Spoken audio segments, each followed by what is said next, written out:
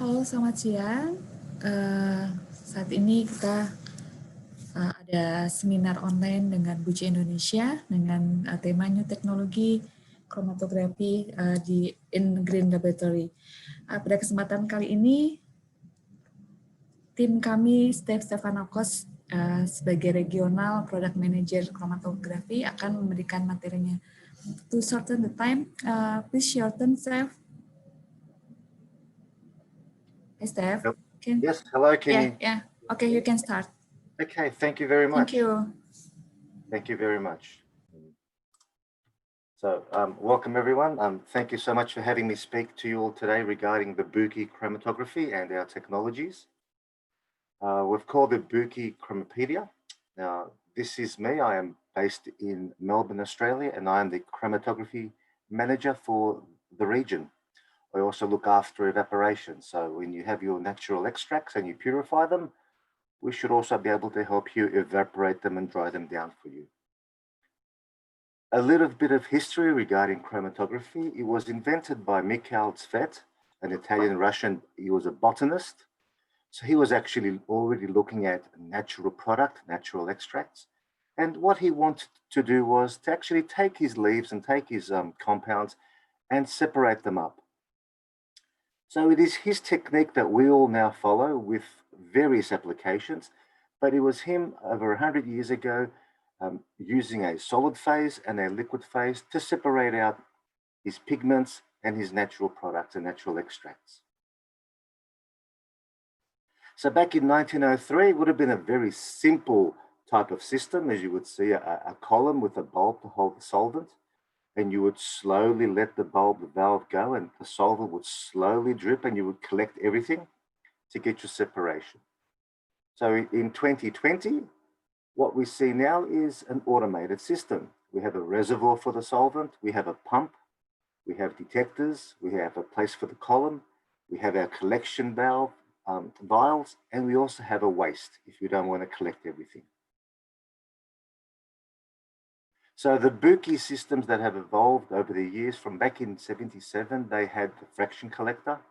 And over the years, Buchi developed, they saw a need for, and they developed a chromatography system, which was a simple UV. And then 4 years ago, Buchi bought the Grace Revelaris, which had integrated ELSD and UV vis.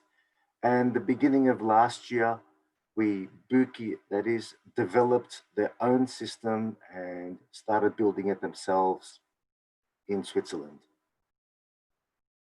So as a chromatography chemist, what you need to ask is essentially, how much time do you want to invest for your purification? So do you have a lot of time? Are you worried about what sort of purity you have? Are you worried about what sort of detection system you have? Is it small scale, medium scale, large scale? And also there is a process involved, because we have spending time on our extraction or our synthesis. We need to evaporate that, dry that down. Then we may want to do some analytical chemistry techniques, a little bit of analytical chromatography. So either with a TLC, so thin layer chromatography on a TLC plate, or maybe some analytical HPLC to give us an idea of what we have. And then we start thinking about large scale. I want to do 50 grams, 100 grams, 10 grams. So we can do our flash, and from there we can take those fractions from our flash system and run them on Prep LC for high purification, high resolution. And after that, our compounds we can do with what we like. So just into details about the pros and cons of the old manual system. Now, this system is still used in many labs across our region, and it is the most common system because it is very cheap. So the good thing is it's very cheap for instrumentation. It's very low maintenance. If you break the glass, you can fix it or you can just replace it. And it's low pressure, so it's safe. There's no issue with high pressure or anything breaking or exploding. The bad thing about it though is it takes a lot of time, because it's usually gravity fed and you have very low resolution. So we have low flow rates, low resolution, and we do use a lot of solvent. So a typical number of solvents is between 1.5 liters to 2 liters for a 25 milligram or 100 milligram compound. Also, it's low flexibility. It's not compatible with high performance consumables. We cannot add a detector. So everything we collect, we have to run a TLC to detect it. Also, reproducibility is very difficult, again, because you're making manual gradients. You may be mixing solvents yourself and pouring them in. If it's a hot day, if it's a cold day, or if, in your case, if it's a hot day or a hotter day, it does make a difference on the actual flow rates. And this must be done in a fume hood because the solvents are all out and we don't want the solvent smells throughout the laboratory. Moving to a modern type system now, the good things are that you can have very high resolution, you have high flow rates, so you have much faster times.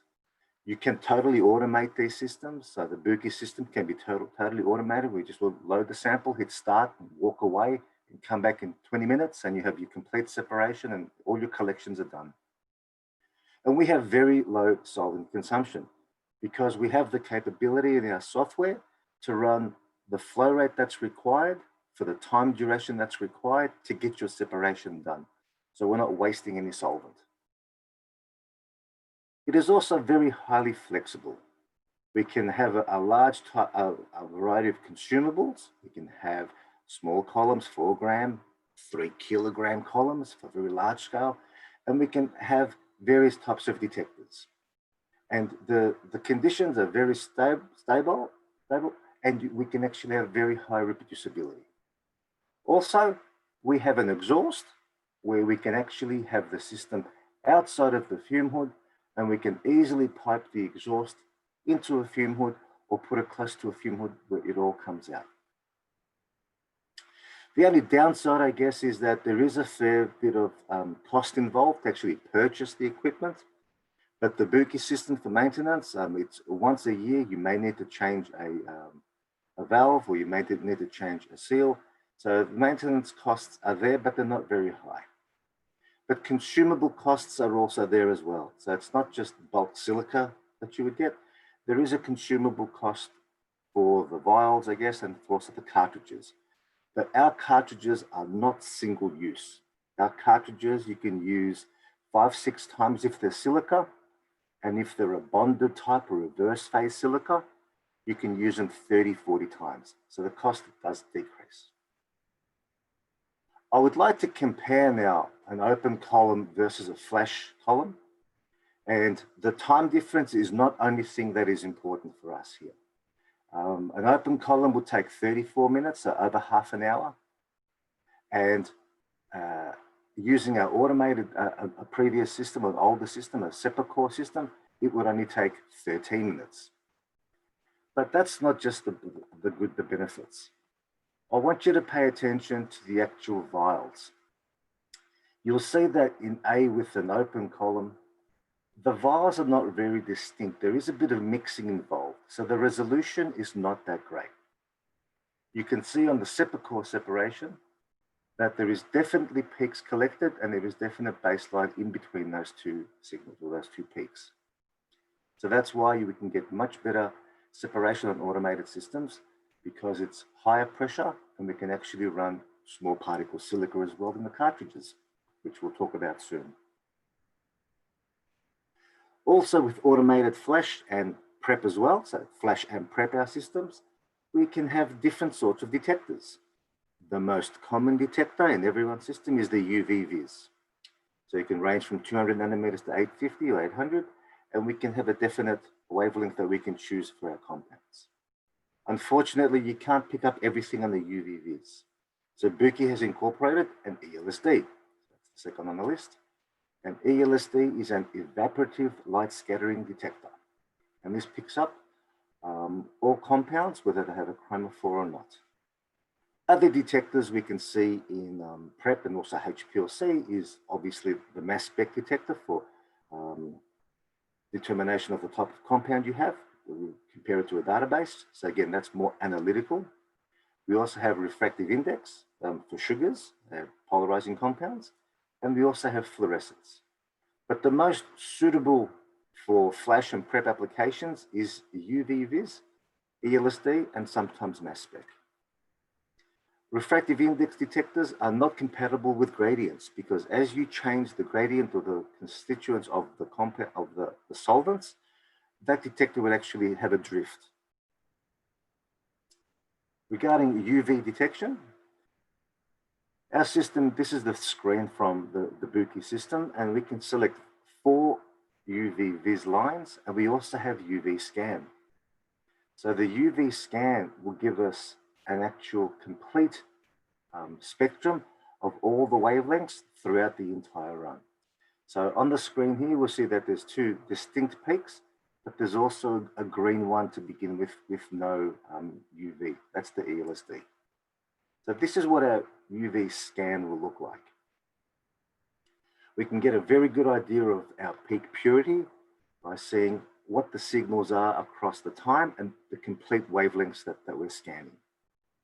This is what we'll see on the instrument, so you can get a very clear picture. And you'll notice on the time versus wavelengths scan, you will notice that there is possibly 2 peaks there. Now that could be the same compound absorbs at 2 different wavelengths, or it could be like chiral compounds that are again coming out at the same time but have different absorbances, or it could be 2 totally different compounds. But this is the information we can get. So from here, we would take that fraction and we would have more analysis done on it. So as I mentioned a little while ago, in addition to the UV vis detector that we have, Buchi has incorporated the technology from Grace, who developed the first flash system with a UV vis and ELSD. So Buchi bought that Revelaris, and now we've incorporated it into the entire new range of pure chromatography. The ELS detector takes a very small fraction from the solvent system, and it diverts it via the splitter to the ELSD nebulizer.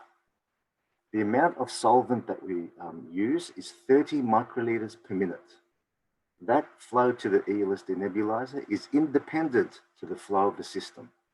So some people say, oh, but we lose solvent. We actually lose sample to the ELSD. That is true, but if our system is running at 30 mil per minute and our ELSD uses 30 microliters per minute, we are recovering 99.9% of our compound. So it doesn't use much solvent at all, and we don't lose much compound at all. This is how it works. So there's a 3-step part of the process for this detector. It takes, as I mentioned, that small fraction of solvent to divert it to the nebulizer. We have an air supply. Now we can use a pump, we can use compressed air, we can use lab gas. If you want, you can use nitrogen. I wouldn't, because it's a waste of money using nitrogen on this type of ELSD. It's not an analytical ELSD that needs nitrogen. So we use that small fraction of solvent, and the air pushes it through the nebulizer, making a spray. More air pushes it down the drift tube, and all the mobile phase evaporates.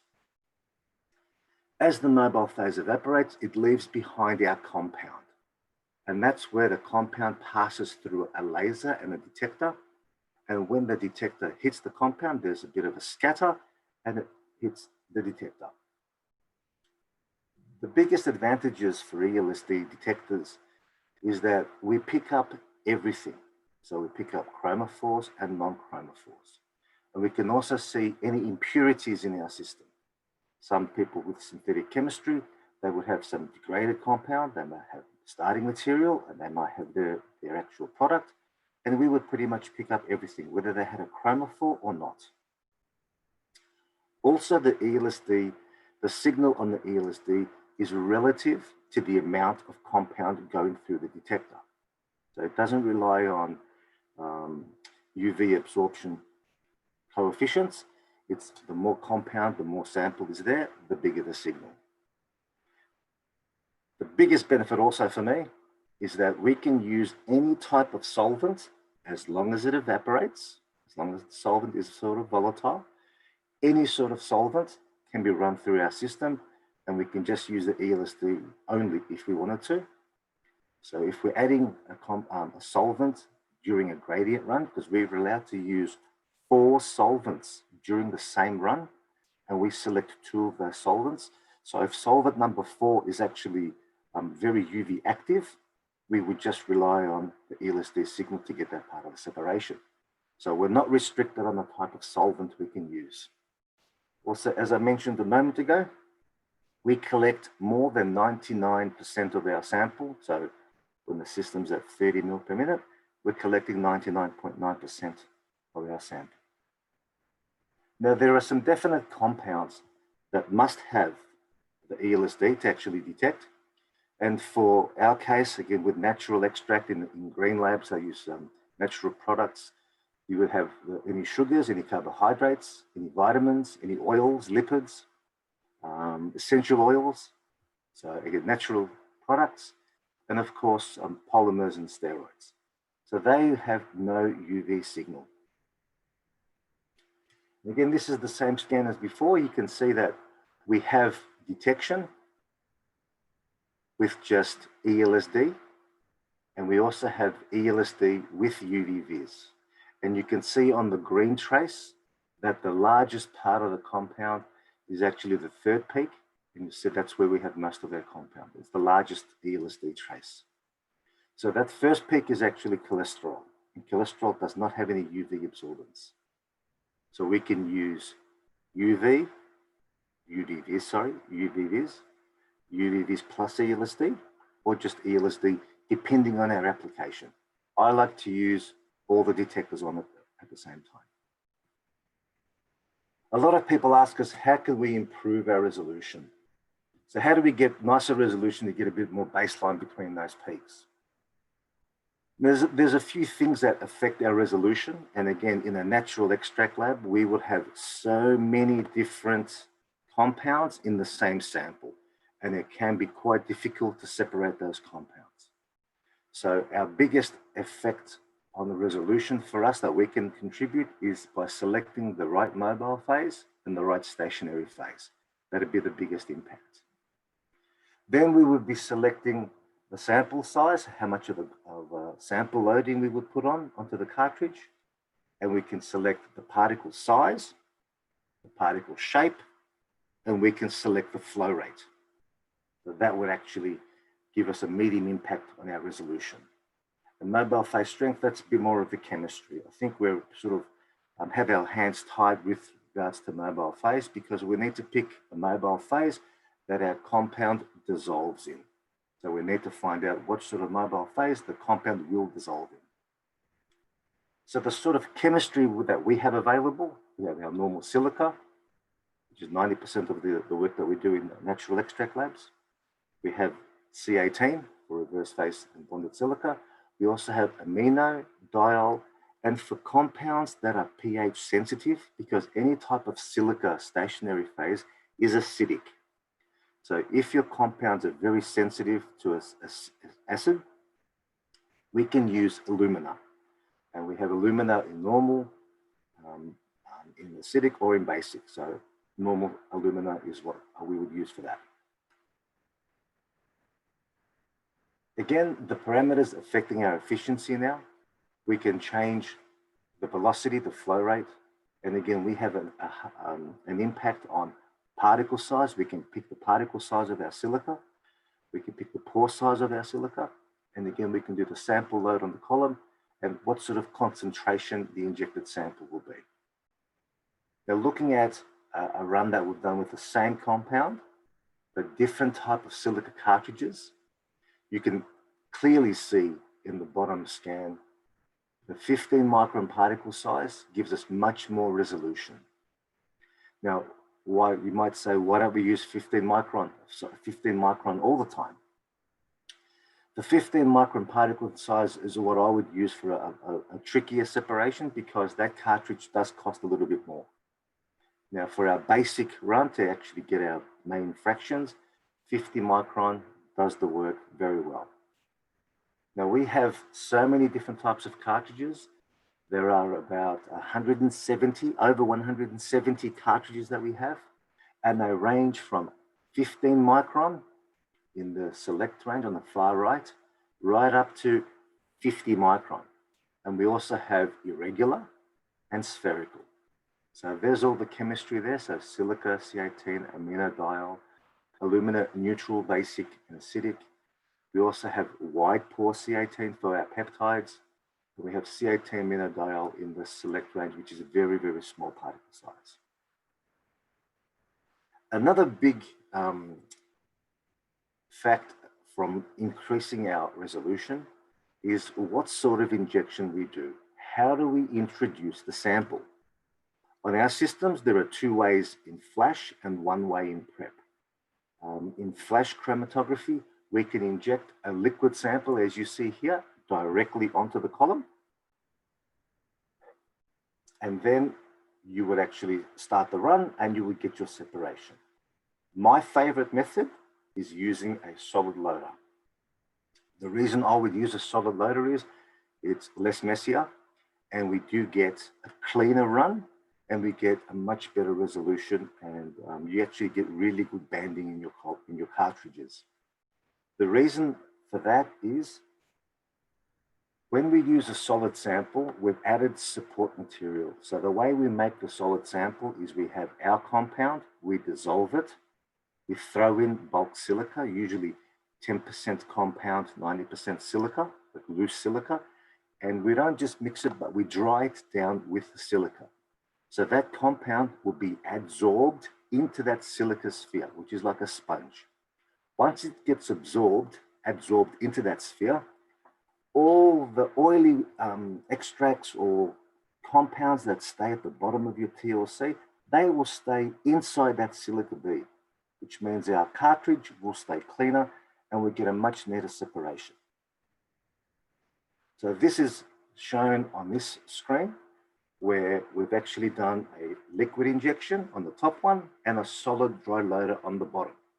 So we do get much better resolution by having a dry loader. As well as, again, running a lab is not cheap. I understand the expenses involved. And our cartridges will actually stay cleaner and you can use them more often if you use the dry loader. Because as I mentioned, those oily compounds or chlorophylls or anything that is like junk material will stay behind in that bulk silica in the dry loader, and the solvent and separation will come through to the cartridge, and afterwards all your compounds come off the cartridge and the cartridge stays clean. We also have another feature to actually increase our resolution and also drop our run times. We have Navigator software on every system for flash, and also prep. Usually you use a scout column, but it's more so for flash, where you run some TLCs or a scout HPLC, and we use the data and we use the information from those runs to actually give us our application in a large load application in flash. So the way we get it is we run some TLC and we get our RF values. Ideally, the RF value should be between 0.2 and 0.5, somewhere there. Actually get our application running really well. And with the Navigator software, which uses the number of column volumes to do the calculation, which is 1 over the RF is the number of column volumes needed to pass through, we will just add the data to our software and we will get a gradient. So by doing this, we will, again, increase our resolution because the application will be actually very good to separate those compounds on the TLC plate. It'll be a simplified method, and we'll also improve target purities and recovery, so increasing our productivity. Now, if we have some spots that are too close together and we run our TLCs and they still haven't separated, the instrument will give us a warning. It will say these compounds are not going to be separated properly on this method. So that means that the solvents that we're using at the moment aren't good enough to get separation from these compounds. And it'll suggest changing the sort of solvent we're using on TLC. So it does give you that warning. And this is what it'll look like. So we add our information. We can have up to 3 spots. So we can use TLC or a Scout HPLC column. The most common one for us, for me, 95%, it's all TLC data. You just hit generate, calculate, and it'll give us our flash method. Now for me, because I like using my cartridges, my silica cartridges more than 5 times, I will select that little button on that bottom square that says continue gradient to 100%. By continuing to 100%, I am now sure that at the end of my run, everything will be off that cartridge. The cartridge, my column will be clean. Everything will come off. So I always continue to 100%. That's pretty much what we have for improving our resolution and getting maximum detection and maximum separation. I'd like to speak to you a little bit about the applications that we have. So we have got the application notebook, which is available to everyone. You can actually download it online. And you'll see that there's a fair bit of the notebook in natural product purification. So I've pulled out a few of the applications. So flavonoids from ginkgo leaves. Again, we have some UV there, which is great. But if we look at some of our sugars, so again, natural sugars, you'll see that there is no UV vis there. So without the ELSD, you simply will not collect your fractions. You will not see these fractions. And then we have clove oil extract where there is some UV. And then there's also at the second half of the run, it's mainly ELSD only. So these compounds will not be collected in the UV vis detector. And as for the last slide for applications, I would like to share with you an application that I did personally. So I did this one in Vietnam the year before, because unfortunately no one's been able to travel this year.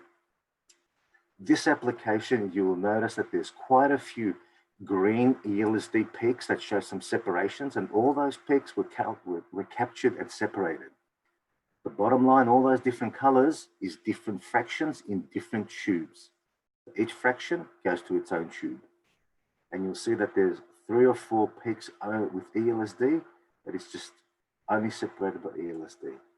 So this one manually was being done, would take 2 to 3 days. Now I had limited time, I only had an hour left after my demo when I was given this sample, and I managed to collect about 120 fractions in 40 minutes. So from this on flash, we could actually take a group of these fractions and put it directly onto our prep system. So we have a system that is flash and prep. So we'll take a bulk peaks from here and we can separate them on our prep system.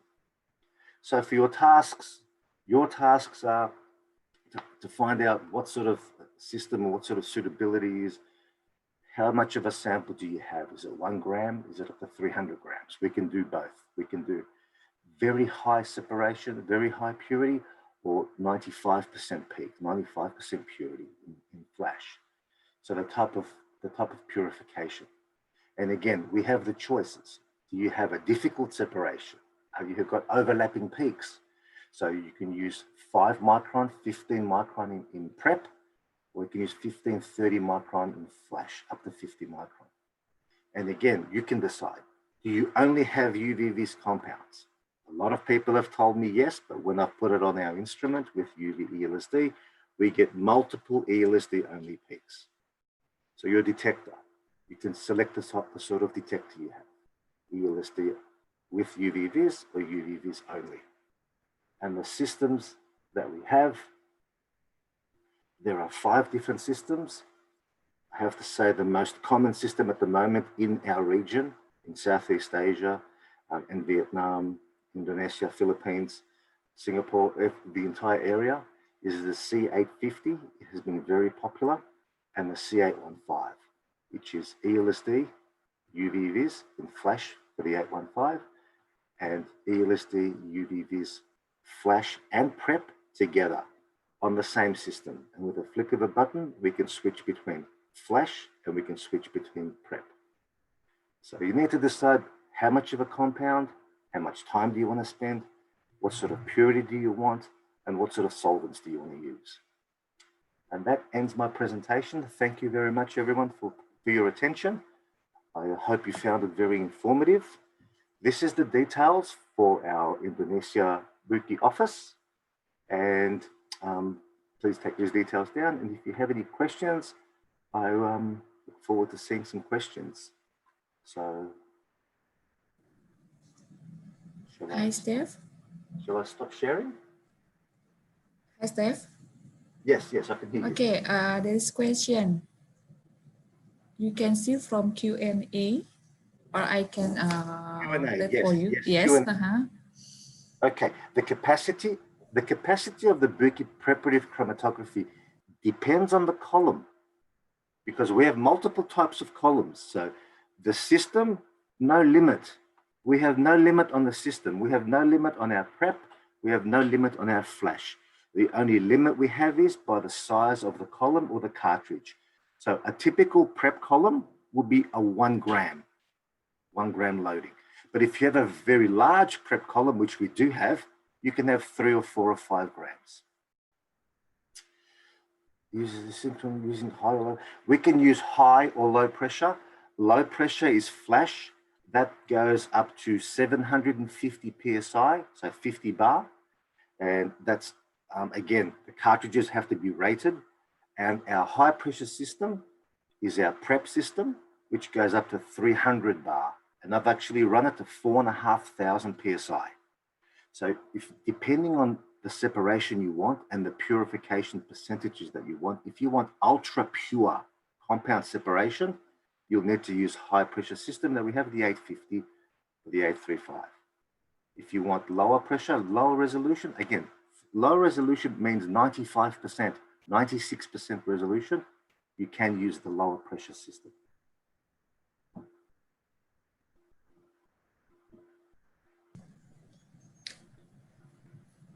Mungkin ada pertanyaan yang lain dari Bapak dan Ibu peserta.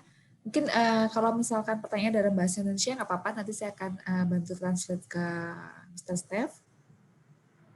Nah, kalau misalkan saat ini belum ada pertanyaan, masih bingung gitu ya, atau mungkin nanti telah joinnya, pertanyaan bisa diajukan melalui tim kami di platform Grid Lab Indonesia, atau mungkin bisa ke email indonesia@buchi.com. Jadi nanti kami akan menghubungi Bapak atau Ibu peserta seminar kali ini. Nah, kemudian saya tambahkan juga kalau untuk unit pure yang tadi dipresentasikan oleh Mr. Stef, kita juga ada demo unitnya. Jadi kalau misalkan Bapak Ibu tertarik untuk kita datang ke tempat Bapak Ibu, mungkin saat ini masih pandemi ya, mungkin nanti kalau sudah berkurang kasusnya, kemudian memungkinkan, kita pun juga bisa demo online atau Bapak Ibu datang ke kantor kami untuk kirim sampel, kita bisa melakukan demonstrasi atau trial. Step, I think we still wait 5 minutes later. Sure, no problem. Maybe any question later.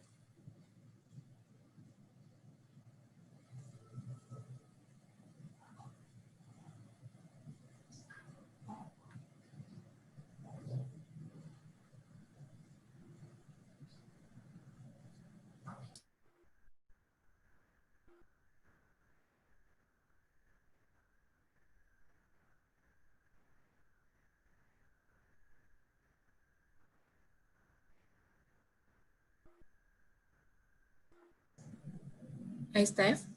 Yes. Yes, there's another question. Deionized water. Deionized water, not critical. HPLC grade water is fine, which I'm not sure if it is deionized. It does not have to be deionized. Again, if you're running it on prep, HPLC water is always good. You don't have to have ultra pure. How many consumption will be used in one test? Again, that depends on your application. If you can finish within 5 or 10 minutes and you've got 30 ml per minute, then you're going to run half a liter. Now, half a liter of solvent, and that's all you'll use. If you have a very large load, you put on 300 grams of compound, or 100 grams of compound, your run may take an hour, and an hour at 50 ml, that would be 3 liters of water. So again, it depends on your application. But again, our system and using the Navigator software and using some data to help you make an application will not waste solvent. It'll use as much solvent as is required to get your separation done. Is that okay?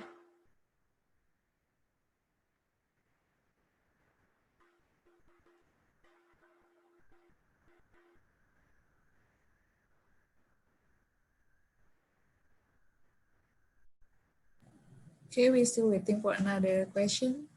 Mungkin ada pertanyaan selanjutnya Bapak Ibu peserta seminar online kali ini. Kita masih menunggu karena masih ada waktu yang tersisa. Kita bisa manfaatkan sebaik-baiknya.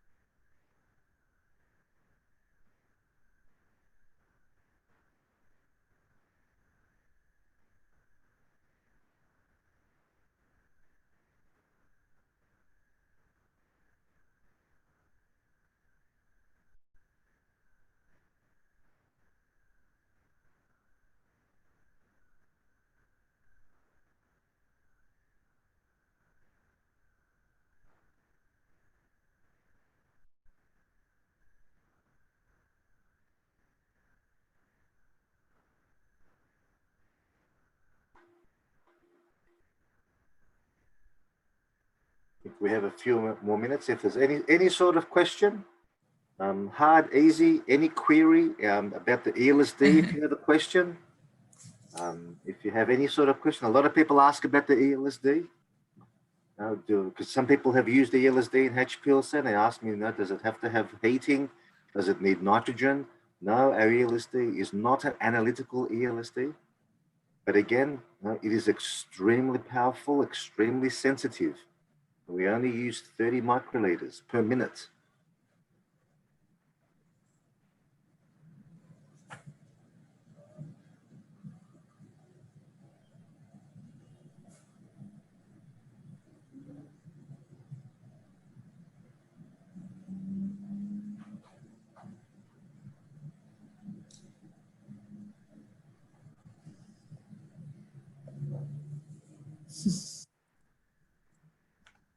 Mungkin ada pertanyaan yang lain, Bapak Ibu.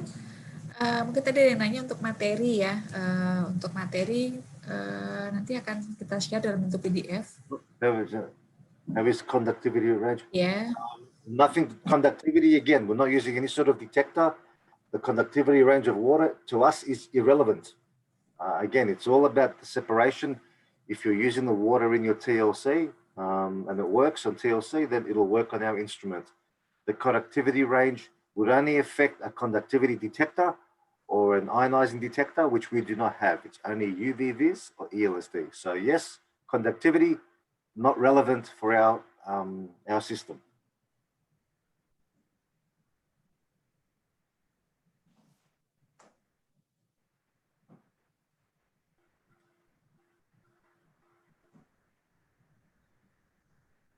Oke, masih ada waktu 5 menit lagi. Mungkin ada pertanyaan lagi.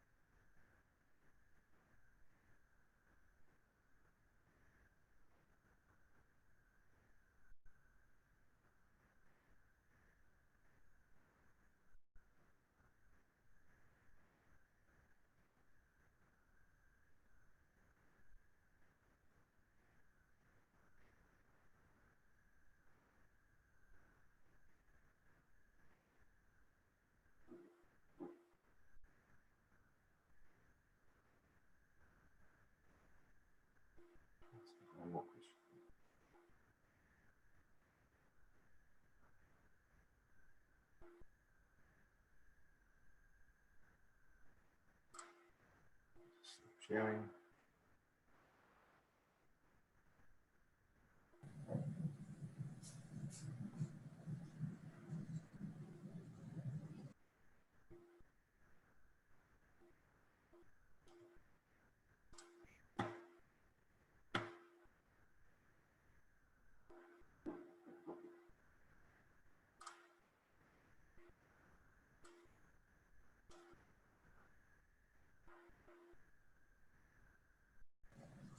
Oke, karena sudah di penghujung waktu dan tidak ada pertanyaan lagi, mungkin saya akan tutup. Terima kasih atas waktunya sudah bergabung dalam seminar online Preparative Chromatography dari Buchi. Kemudian untuk Ibu Dian Widya Retnani dan Ibu Friday, kami akan hubungi lebih lanjut untuk pengiriman goodie bag. Terima kasih. Apabila ada pertanyaan lebih lanjut, bisa email ke indonesia@buchi.com atau bisa melalui platform GridLab Indonesia sampai hari Jumat. Kami tunggu. Terima kasih atas partisipasinya. Selamat siang dan sampai jumpa lagi.